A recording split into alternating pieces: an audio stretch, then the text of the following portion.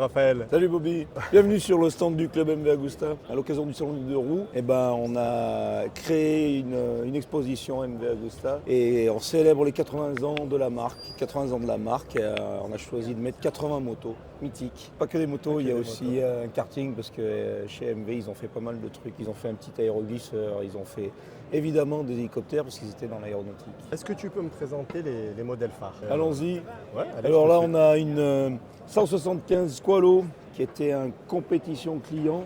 On peut voir la dynamo, le carburateur des Lorto à cuve séparée. Et à côté, on a la Disco Volante qui est un modèle très similaire. Ça, c'était la version sportive, classique. Elle a le moteur sans la magnéto. On a l'image directe à rupteur. Alors ça, c'est 1954, ça c'est 1950. Un Squalo qui veut dire requin. C'était la forme du réservoir qui avait donné le nom un petit peu à la moto. Et la Disco Volante aussi, c'est la forme du réservoir qui a donné le nom à la moto parce qu'elle est en forme de secoupe volante. Après, on a avec un petit moteur 125 de course Carterlon, un montage pour un karting, un go-kart, tout un montage absolument fabuleux, avec la patine d'époque. Et le moteur Carterlon, c'était un fameux moteur 2 temps utilisé par MV Agusta pour les courses comme la Milano Tarente et toutes ces courses 125 cm3 qui ont rendu la marque célèbre. Après les années 50-60, on a les années 70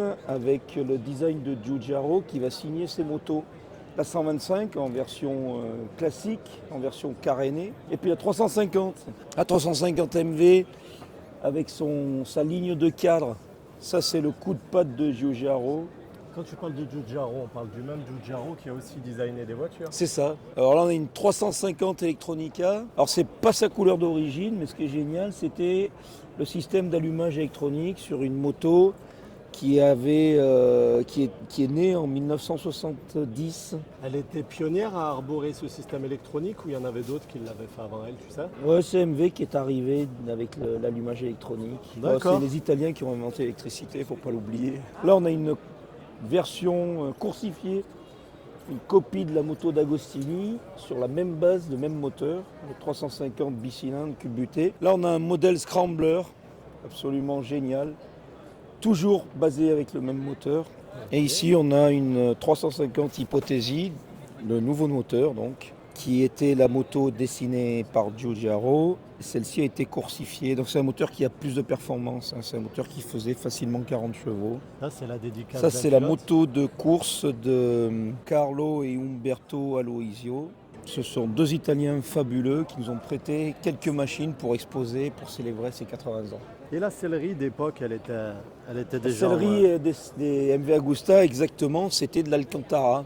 D'accord. Donc les America et les motos qui suivront, jusqu'aux motos modernes, seront équipées de celles en Alcantara dans les plus belles séries. Et là, on va passer sur les modèles 4 cylindres. MV a commercialisé le premier 4 cylindres face à la route. C'était le premier constructeur de moto à faire un moteur de moto et un châssis pour recevoir ce moteur. Donc c'était en 1950, c'est Pietro Remor qui avait créé ce moteur. Et MV met sur le marché en 1966 la première 4 cylindres face à la route, équipée de disques, double disque à l'avant, freinage par câble, et équipée d'un tambour à l'arrière avec une transmission à catène remarquable parce que MV faisait des hélicoptères, donc il savait très bien faire les trignons de transmission et les renvois d'angle pour faire des motos performantes. Ça, c'est celle du pilote Vignale qui avait il avait poussé au maximum la moto parce qu'elle a un kit 750 cm3, des roues EPM en alliage sur lesquelles on pouvait visser les pneus pour éviter qu'ils bougent. Et elle a les freinages d'époque. Elle a une paire de magnifiques étriers Scarab qui était le montage de MV Agusta sur les 750. Et là, on a une version un peu plus civile, mais aussi coursifiée de la 600. On remarque d'ailleurs à la fonderie que ce moteur, il est resté en 600 cm3. La table de Villebrequin, elle n'a pas le bourrelet qu'on voit sur l'autre table. Le frein de direction d'origine du 600 a été conservé. Voilà, après, on a une première série avec un réservoir bleu, rouge, avec la flèche blanche, qui est caractéristique de l'époque. Et on remarque aussi les encadrements de compteurs noirs qui caractérisent cette première série de motos qui n'avaient pas de voyant sur le tableau de bord. Elle a la petite fourche Seriani 36 avec le nouveau freinage Tambour 4 avant, cam, tambour voilà, un joli tambour Grimeca et toujours ce même moteur. Et là on peut regarder la fonderie là. Elle avait encore, les premières séries avaient encore le moteur sans les élargisseurs de table pour agrandir le plan de joint. Elle est équipée des 4 carburateurs UB24 du 600 et c'est une moto qui développait 70 chevaux et qui marchait déjà à 200 km/h. Donc ça c'est fabuleux. Des GT, ils en ont construit 50. Il doit en rester 29 dans le monde aujourd'hui. Donc la GT c'était vraiment une moto mythique. Qui est restée un petit peu la princesse et le joujou du Comte Augusta, jusqu'au jour où le carrossier Primo Felotti, qui faisait l'ensemble réservoir selle avec le fastback magnifique, lui a dit Monsieur le comte, j'ai besoin d'une augmentation. Et là, le comte a dit tu sais quoi, Felotti, on arrête la GT. Donc la moto a été construite à 50 exemplaires seulement. Alors ça c'est l'ultime version de la 750. Elle s'appelle America, elle est toute rouge avec la selle en Alcantara. Et elle s'appelle America parce qu'elle était vendue sur le marché US. Donc c'est une moto qui avait été modifiée pour être un peu dépolluée. Elle avait des carburateurs, des filtres à air, des carburateurs réduits à 26, des filtres à air et elle était équipée comme les motos des années 70. Et puis on s'aperçoit que le sélecteur est venu en position classique parce que toutes les motos d'MV avaient le sélecteur à droite et les vitesses inversées. Et à partir de l'America, elles ont été livrées avec le sélecteur à gauche. Les autres modèles avaient les sélecteurs à droite? Toutes les MV, elles ont le sélecteur à droite. Et c'est comme les motos de Grand Prix, la première vitesse est en haut. Et après, on pousse les rapports pour accélérer. D'accord. Donc l'America, tout est hydraulique, frein avant, frein arrière. Elle était un peu plus moderne évidemment. Dans le design toujours sous le dessin de Giugiaro. Alors là on a une version originale de la 750, c'est celle d'Artagnan, notre pilote parisien, qui est absolument superbe, une moto qui a passé les 100 000 km.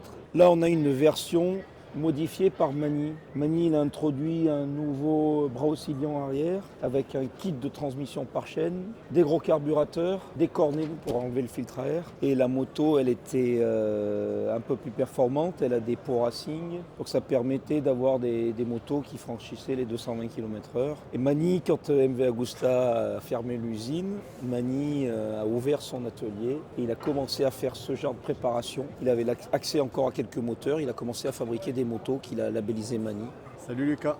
Salut Bobby. Alors on se retrouve pour la deuxième partie de cette vidéo. Maintenant je vais vous présenter les F4 et toute la partie un peu récente de chez MV Agusta. Eh ben parfait, je te suis. On commence par lesquels? On va commencer par le renouveau en 1998 avec les frères Castiglioni qui ont sorti la MV Agusta F4 Oro. Les frères Castiglioni ont un peu tapé du poing sur la table en sortant cette machine parce que c'est une véritable vitrine technologique. En 98, on a une moto qui est bardée de magnésium. On peut voir les platines qui sont usinées en magnésium, le bras oscillant également, et ainsi que les jantes, que ce soit le pare-chaleur, la coque, le réservoir, la boîte à air, les carénages.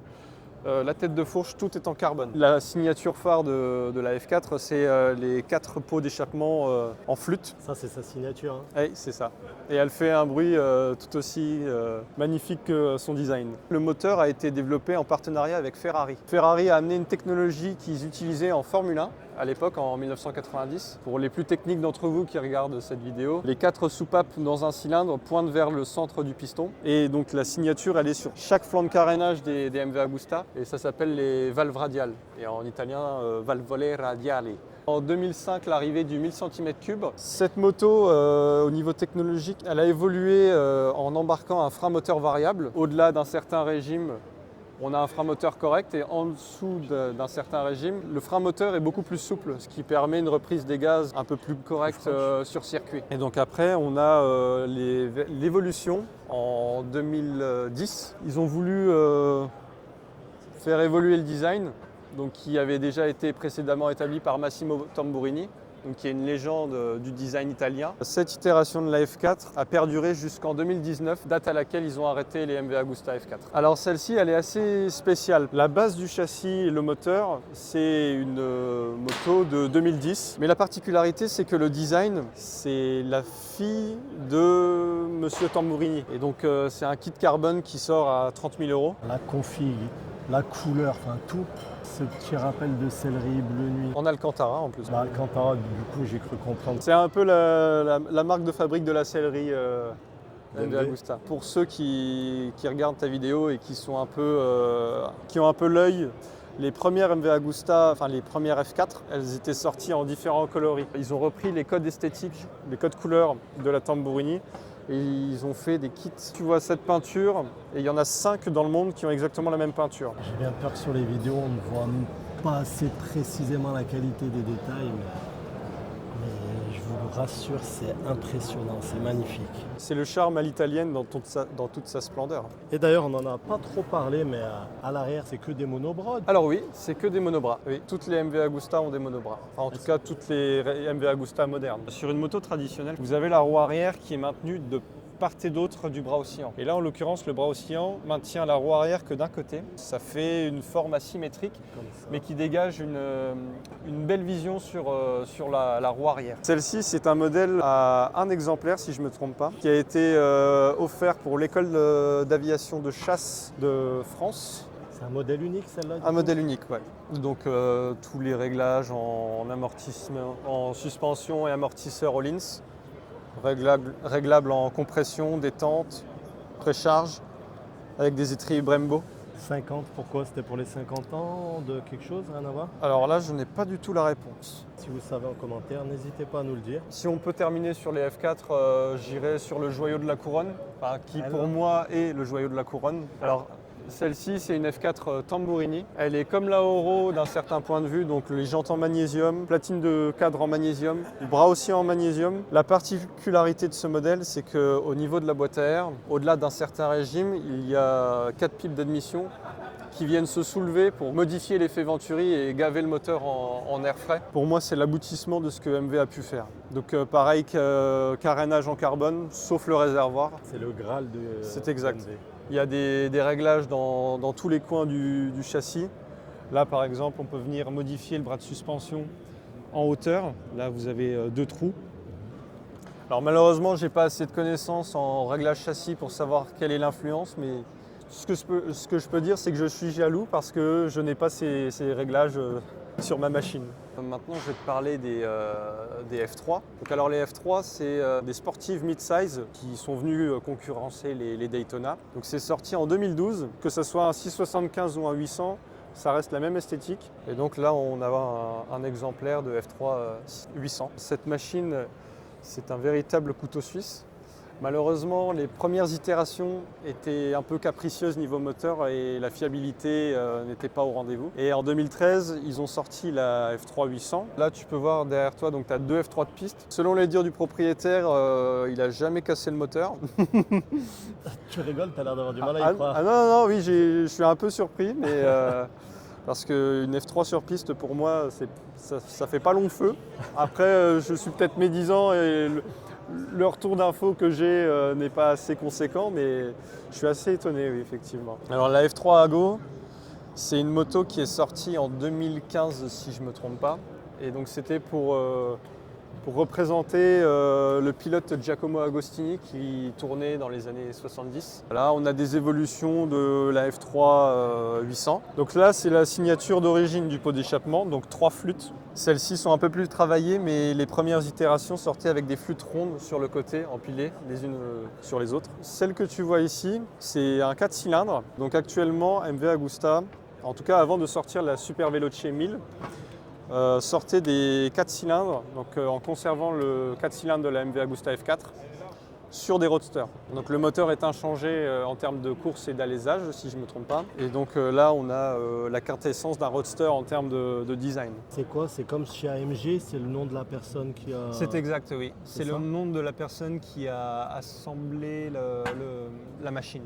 C'est magnifique. C'est assez artisanal comme manière de procéder. Ouais. Ça rajoute une touche artistique à l'objet. Là, on est sur les Roadster 3 cylindres, donc dérivés du moteur F3 sur un Roadster. Et donc ça, c'est une version RC. Donc c'est les versions les plus gonflées et les mieux fournis en termes de package performance. Celle-ci, c'est une Super Veloce 800 aux couleurs de Giacomo Agostini. C'est une F3 mais redesignée. Donc là, on est sur un look un peu plus café racer qui va justement rappeler les débuts de MV Agusta. Donc on est sur un coloris en rouge rubis mat. Et donc cette moto a été signée par Giacomo Agostini lui-même. Ce qui démarque cette moto des autres Super Veloce, c'est sa sortie qui rappelle le côté old school des premières MV Agusta qui concouraient en Grand Prix. Et celle-ci, alors de mémoire, elle appartenait à Sébastien Loeb, si je ne me trompe pas. Une des personnes qui est au salon également m'a dit qu'elle a appartenu à Sébastien Loeb. Celle-là même, là. Oui. Sébastien, si tu me regardes. Mais malheureusement, je ne me rappelle plus de qui me l'a dit, donc je ne peux pas te confirmer l'info à 100%. Eh bien Lucas, en tout cas, merci pour cette petite visite. Mais avec plaisir. Le groupe, c'est Club de France MV Agusta, c'est bien ça? C'est exact, oui. Donc voilà, tous ceux qui veulent vous rejoindre, il y a un groupe Facebook, il y a quelque chose? Il y a une page Facebook, alors il y en a deux qui peuvent vous intéresser. MV Agusta Club France ou MV Agusta France. Et la plus active, ça reste MV Agusta France. Si vous avez des questions, les passionnés, que ce soit des F4 jusqu'au dragster, nous serons là pour vous aiguiller, vous aider à répondre à vos questions. Lucas, je te dis à bientôt. Bobby, à la prochaine. Ciao. Salut.